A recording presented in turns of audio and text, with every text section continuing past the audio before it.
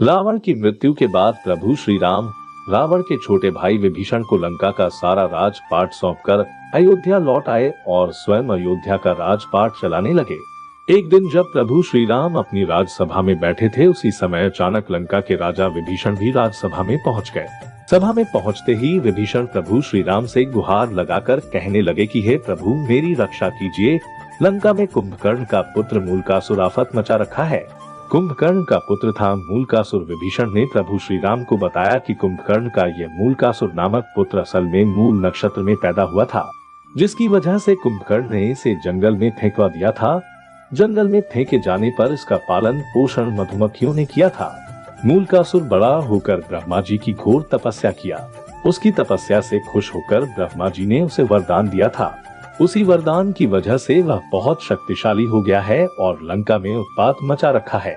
हे प्रभु, जब उसे अपने पिता के वध के बारे में पता चला तो उसने यह प्रण ले लिया कि मैं पहले धोखेबाज विभीषण को मारूंगा। इसके बाद राम को विभीषण की बात सुनकर प्रभु श्री राम ने हनुमान और लक्ष्मण को सेना लेकर लंका भेज दिया।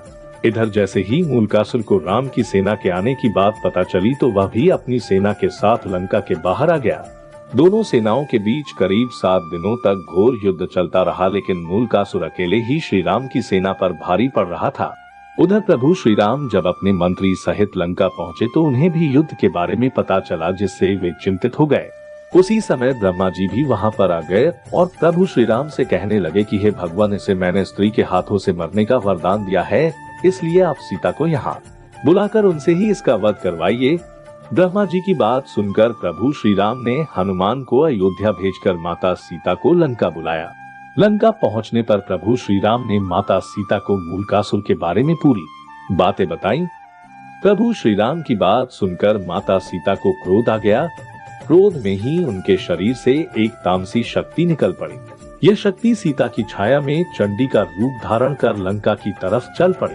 उधर प्रभु श्री राम का इशारा पाकर वानर सेना मूलकासुर की तांत्रिक क्रिया को तहस नहस करने लगी, जिस पर मूलकासुर क्रोध में अपनी तांत्रिक क्रिया को छोड़कर वानरों को खाने के लिए उनके पीछे दौड़ पड़ा। वानरों के पीछे दौड़ते दौड़ते वह युद्ध के मैदान तक आ गया। युद्ध के मैदान में पहुंचकर जब वह सीता की छाया को देखा तो गरज कर बोला, तू कौन? इस पर सीता की छाया ने गर्जना करते हुए कहा कि मैं तुम्हारी मौत चंडी हूँ। तूने मेरा नाम लेने वाले ऋषि मुनियों को खा डाला था, इसलिए अब मैं तुम्हें मारकर उसका बदला लूंगी। इतना कहकर छाया सीता ने मूलकासुर पर 5 बाण चलाए। दोनों में घोर युद्ध हुआ। अंत में छाया सीता ने चंडिकास्त्र का प्रयोग करते हुए मूलकासुर का वध कर दिया। मूलकासुर का वध करने के बाद छाया सीता वापस लौटकर माता सीता के शरीर में प्रवेश कर गई। आपको मेरा वीडियो कैसा लगा? लाइक और सब्सक्राइब करना ना भूले।